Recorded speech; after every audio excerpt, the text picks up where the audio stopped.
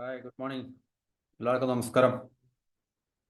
മറ്റൊരു പ്രധാനപ്പെട്ട ടോപ്പിക്കാണ് നമ്മളിന്ന് ഡിസ്കസ് ചെയ്യുന്നത്. നമ്മളുടെ പ്രതിരോധ മേഖലയുമായി ബന്ധപ്പെട്ട് അല്ലെങ്കിൽ നമ്മുടെ ഒരു സൈന്യവുമായി ബന്ധപ്പെട്ടൊരു ടോപ്പിക്കാണിത്. അതായത് നമുക്കറിയാം, നമ്മളുടെ ചുറ്റിനും നമ്മുടെ അയൽ രാജ്യങ്ങളായിട്ടുള്ള പാകിസ്ഥാൻ പ്രോബ്ലമാറ്റിക്കാണ്. ചൈന ഇപ്പോൾ വളരെ പ്രോബ്ലമാറ്റിക്കാണ്. പിന്നെ ബംഗ്ലാദേശ്, പിന്നെ ചൈന, പാകിസ്ഥാൻ, ബംഗ്ലാദേശ്, ഈ മൂന്ന് രാജ്യങ്ങൾ തമ്മിലുള്ള ഒരു അച്ചുതണ്ട് വളരെ ശക്തി പ്രാപിച്ചു വരികയാണ്. പിന്നെ നേപ്പാൾ ചെറിയ രാജ്യമാണെങ്കിലും, അതുപോലെ തന്നെ ശ്രീലങ്ക ഇടയ്ക്ക് ചൈനയുമായിട്ട് കൂടുതൽ ആം, അടുക്കുകയും ചൈനയ്ക്ക് ശ്രീലങ്കയിൽ കൂടുതൽ സ്വാധീനമൊക്കെ കിട്ടുന്ന തരത്തിലൊക്കെയുള്ള ഒരു സാഹചര്യം ഉണ്ടാകുകയൊക്കെ ചെയ്തു. അപ്പം ഇതിൻ്റെയൊക്കെ വെളിച്ചത്തിൽ ഇന്ത്യ നേരിടുന്ന പ്രശ്നങ്ങൾ വളരെ വലുതാണ്. ശരിക്കും പറഞ്ഞു കഴിഞ്ഞാൽ നമുക്ക് ഇപ്പോൾ വളരെ നോർമലൈസ്ഡ് ആയിട്ടുള്ളൊരു കണ്ടീഷൻ ആയതുകൊണ്ടാണ് അതിൻ്റെ രൂക്ഷമായിട്ടുള്ളൊരു വശം നമുക്ക് കാണാൻ സാധിക്കാത്തത്. പക്ഷെ എന്തെങ്കിലും നമുക്കൊരു ക്രൈസിസ് പോലുള്ളൊരു അവസ്ഥ ഉണ്ടാകുമ്പോൾ, എന്നുവെച്ചാൽ കോൺഫ്ലിക്റ്റ് പോലത്തുള്ളൊരു ക്രൈസിസ് ഉണ്ടാകുമ്പോൾ മാത്രമേ നമുക്കതിൻ്റെ രൂക്ഷമായിട്ടുള്ളൊരു വശത്തെക്കുറിച്ച് മനസ്സിലാക്കാൻ സാധിക്കത്തുള്ളൂ. പക്ഷേ ഈ ഒരു കാര്യത്തെക്കുറിച്ച് അറിയാവുന്ന ആൾക്കാർക്ക്, അല്ലെങ്കിൽ ഈ മേഖലയുമായിട്ട് ബന്ധപ്പെട്ട് ഇതുപോലുള്ള സബ്ജക്ട്സുകൾ, വിഷയങ്ങൾ കൈകാര്യം ചെയ്യുന്ന ഇപ്പം എക്സ്പേർട്സ്, അല്ലെങ്കിൽ അതുപോലുള്ള സെക്യൂരിറ്റി ഡിഫൻസ് എക്സ്പേർട്സ്, അവർക്കൊക്കെ ഇതിൻ്റെ രൂക്ഷമായിട്ടുള്ള അല്ലെങ്കിൽ ഇപ്പോൾ ഇന്ത്യ നേരിടുന്ന പ്രശ്നങ്ങൾ എന്താണെന്ന് നമുക്ക് മനസ്സിലാക്കി തരുന്നുണ്ട്.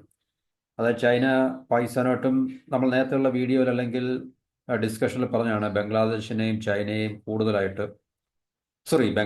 പാകിസ്ഥാനെയും കൂടുതലായിട്ട് ചൈന പിന്നെ അവരുടെ മിലിറ്ററിയിൽ എക്കോണമി ഇൻവെസ്റ്റ് ചെയ്യുന്നതിന് പകരമല്ല, എക്കോണമിയിൽ ഇൻവെസ്റ്റ് ചെയ്യുന്നതിന് ഉപരിയായിട്ട് അവരുടെ ഡിഫൻസിലും ഈ രണ്ട് രാജ്യങ്ങളുടെ, അപ്പോൾ ഈ രണ്ട് രാജ്യങ്ങളും നമുക്ക് രണ്ട് സൈഡിലായിട്ട് ഏകദേശം വരുന്നുണ്ട്.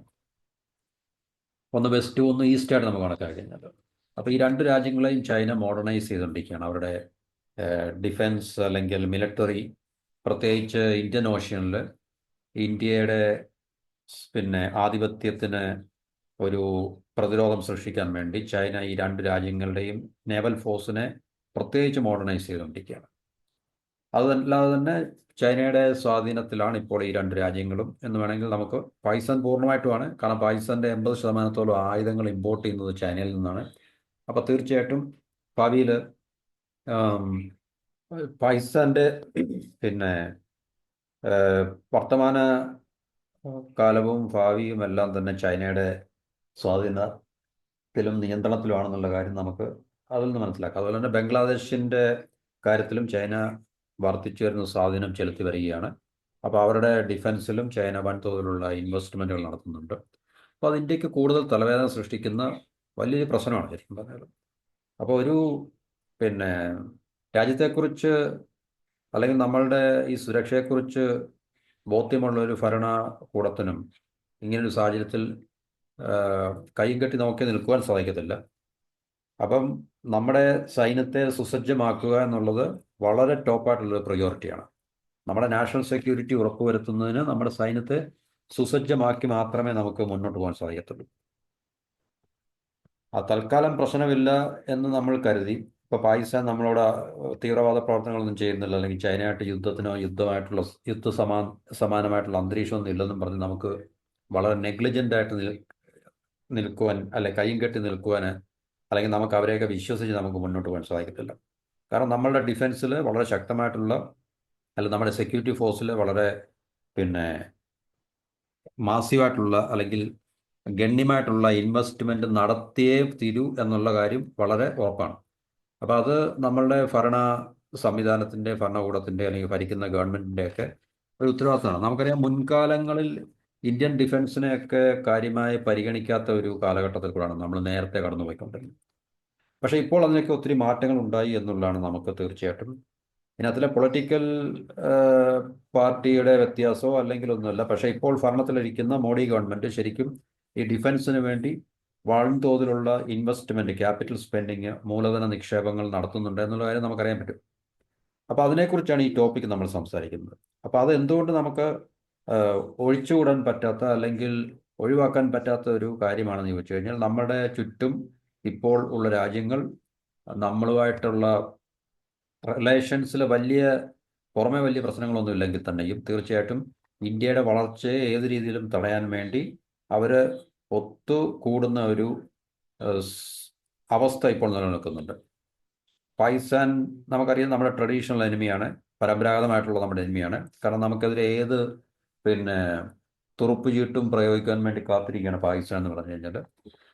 അപ്പോൾ പാകിസ്ഥാനും ചൈനയും തമ്മിലുള്ള ഡീപ്പായിട്ടുള്ള റിലേഷൻസ് മാത്രം മതി നമുക്ക് വളരെ ആശങ്ക ഉണ്ടാക്കുവാനും അല്ലെങ്കിൽ പിന്നെ തലവേദന ഉണ്ടാക്കുവാനും. അപ്പോൾ പാകിസ്ഥാൻ്റെ എക്കോണമി തകർന്ന് തരിപ്പണമാണെങ്കിൽ തന്നെയും ഒരു ഇക്കണോമിക് പവറായിട്ടുള്ള ചൈന അവരുടെ പിന്നെ ഏറ്റവും വലിയൊരു സുഹൃത്തായതുകൊണ്ട്, അല്ലെങ്കിൽ ആ രാജ്യങ്ങൾ തമ്മിൽ വളരെ ശക്തമായിട്ടുള്ള ബന്ധം നിലനിൽക്കുന്നുണ്ട്.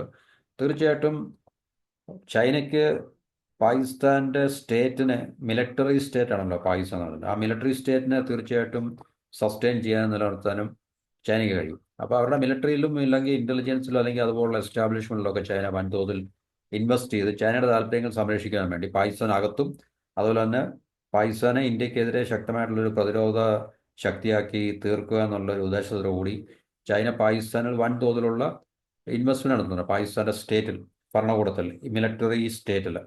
അതിൻ്റെ ഫലമായിട്ടാണ് പാകിസ്ഥാൻ്റെ നേവൽ ഫോഴ്സിനെ അവർ മോഡേണൈസ് ചെയ്യുന്നതും അതുപോലെ തന്നെ ബംഗ്ലാദേശിൻ്റെ നേവൽ ഫോഴ്സിനെ അവർ മോഡേണൈസ് ചെയ്യുന്നതും അത്യാധുനികമായിട്ടുള്ള പിന്നെ ആയുധങ്ങൾ ഈ രണ്ട് രാജ്യങ്ങൾക്ക് കൊടുക്കുന്നതും അവരുടെ ഇക്കണോമിക് കപ്പാസിറ്റിയൊക്കെ ചൈന വർദ്ധിപ്പിക്കുന്നതും ഒക്കെ ഈ ഒരു ഉദ്ദേശ ലക്ഷ്യത്തോടു കൂടി തന്നെയാണ്. കാരണം ഇന്ത്യയെ ഒതുക്കുക അല്ലെങ്കിൽ ഇന്ത്യയെ പ്രതിരോധിക്കുക, ഇന്ത്യയുടെ വളർച്ചയ്ക്ക് വിഘാതം സൃഷ്ടിക്കുക എന്നുള്ള ഒരേ ഒരു ഉദ്ദേശത്തോടു കൂടി. അപ്പോൾ അങ്ങനെ ഉള്ള ഒരു യാഥാർത്ഥ്യം നിലനിൽക്കുമ്പോൾ ഇന്ത്യക്ക് ഒരിക്കലും കയ്യും കെട്ടി നോക്കി നിൽക്കാൻ സാധിക്കത്തില്ല. അപ്പോൾ അതിൻ്റെ ഫലമായിട്ടാണ് മോഡി ഗവൺമെൻറ് പ്രത്യേകിച്ച് 2014 അധികാരത്തിൽ വന്നതിന് ശേഷം വളരെ ശക്തമായിട്ട് ഈ പ്രതിരോധ മേഖലയെ കാര്യമായി പരിഗണിക്കുന്നുണ്ട്, അല്ലെങ്കിൽ അതിനകത്ത് വേണ്ട രീതിയിലുള്ള ക്യാപിറ്റൽ ഇൻവെസ്റ്റ്മെൻറ്റ്, മൂലധന നിക്ഷേപങ്ങൾ ചെയ്യുന്നുണ്ട് എന്നുള്ളതിനെ കുറിച്ചാണ് നമ്മൾ ഈ ടോപ്പിക്കിൽ പറയുന്നത്.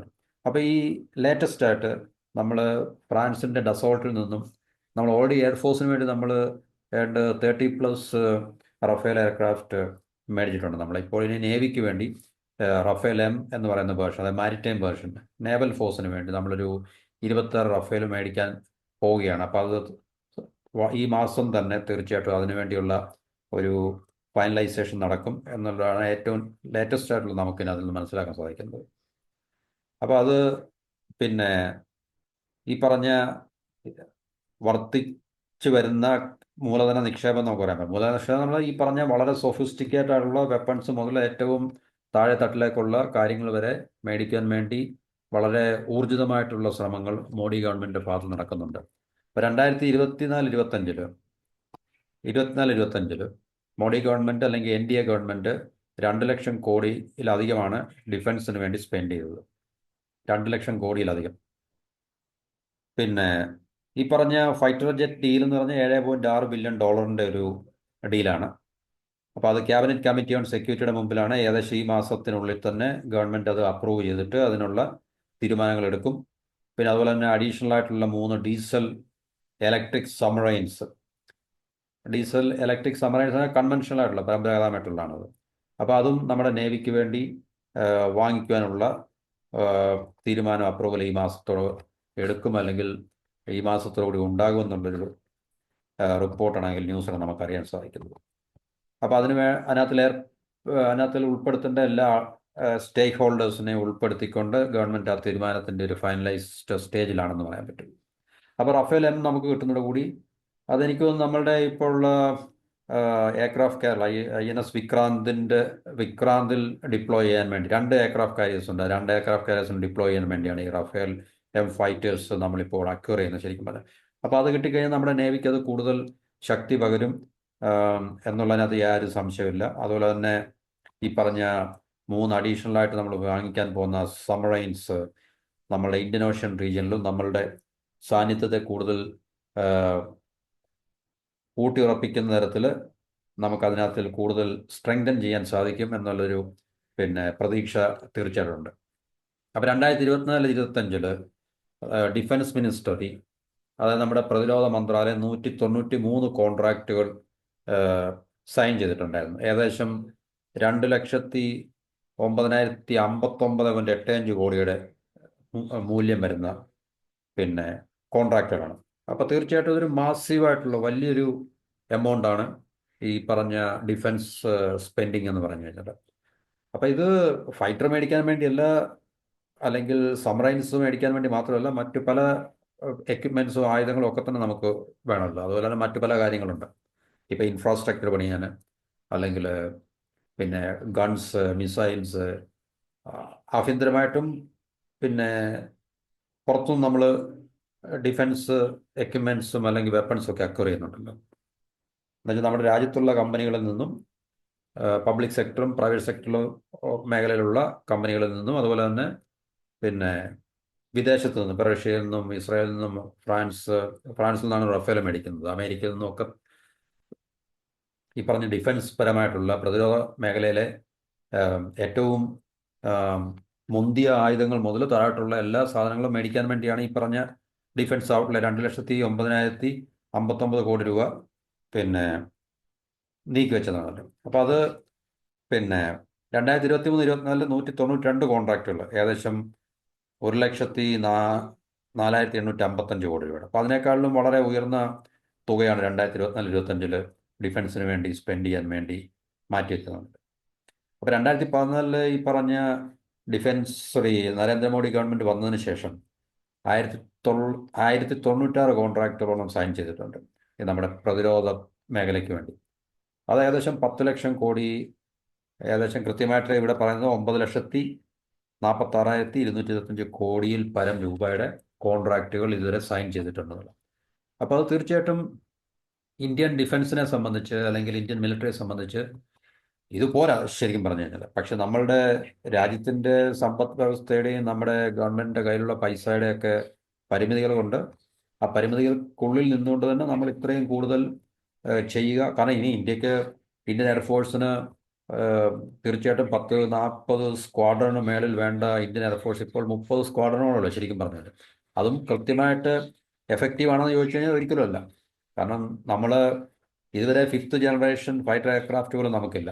ബാക്കി പ്രധാനപ്പെട്ട രാജ്യങ്ങളൊക്കെ തന്നെ 5th ജനറേഷൻ എയർക്രാഫ്റ്റ്, ചൈന ഉൾപ്പെടെ. കാരണം ചൈനയുടെ കയ്യിലുണ്ട് പാകിസ്ഥാൻ, അത് കൊടുക്കാൻ വേണ്ടി പാകിസ്ഥാൻ അത് അക്വയർ ചെയ്യാൻ സാധിക്കും. അപ്പോൾ ഇന്ത്യക്ക് മുമ്പേ പാകിസ്ഥാൻ 5th ജനറേഷൻ ചൈനയുടെ എയർക്രാഫ്റ്റ് അവരുടെ എയർഫോഴ്സിന് അക്വയർ ചെയ്യാൻ സാധിക്കുകയാണെങ്കിൽ നമ്മളുള്ള ബാലൻസ് ഓഫ് പവർ അവർക്ക് വളരെ ഫേവറായിട്ട് പോകും. അപ്പോൾ അതിനു മുമ്പ് ഇന്ത്യക്ക് ഈ പറഞ്ഞൊരു മേഖലയിൽ ഒന്നുകിൽ ട്രംപ് പറഞ്ഞ പോലുള്ള F-35 അല്ലേ, F-35 അല്ലെങ്കിൽ റഷ്യയുടെ Su-57 ഒക്കെ നമ്മൾ അക്വയർ ചെയ്ത് ഒരു സുപ്പീരിയോറിറ്റി നമ്മൾ നിലനിർത്തി മാത്രമേ നമുക്ക് മുമ്പോട്ട് പോകാൻ സാധിക്കത്തുള്ളൂ. അപ്പോൾ ഇത്രയും സ്പെൻഡ് ചെയ്തെങ്കിൽ തന്നെയും പക്ഷേ ഇത് നമുക്ക് സഫീഷ്യൻ്റ് അല്ല, ഇത് പോരാന്നുള്ള കാര്യം വളരെ വ്യക്തമാണ്. മനസ്സിലായല്ലോ. കാരണം ഇപ്പോഴും ഒത്തിരി ഗ്യാപ്സ് നമുക്ക് ഫില്ല് ചെയ്യാണ്ട് നമ്മുടെ ഈ ഡിഫൻസിൽ നിന്നുണ്ട്. അത് നേവൽ ഫോഴ്സിലായാലും എയർഫോഴ്സിൽ പ്രത്യേകിച്ചും. എന്നിരുന്നാലും ഈ ഒരു മിനിസ്ട്രി 2014 വന്നതിന് ശേഷം ഇതിന് മുമ്പുള്ള ഭരണ കൂടത്തെ അപേക്ഷിച്ച്, അല്ലെങ്കിൽ ഭരണ സംവിധാനത്തെ അപേക്ഷിച്ച് കൂടുതൽ പ്രാധാന്യം ഡിഫൻസിനും മിലിറ്ററിക്കും കൊടുക്കുന്നുണ്ട് എന്നുള്ളൊരു യാഥാർത്ഥ്യം തന്നെയാണ്. അത് നമുക്ക് ഈ സ്റ്റാറ്റിസ്റ്റിക്സിൽ നിന്ന് നമുക്ക് മനസ്സിലാക്കാൻ സാധിക്കും.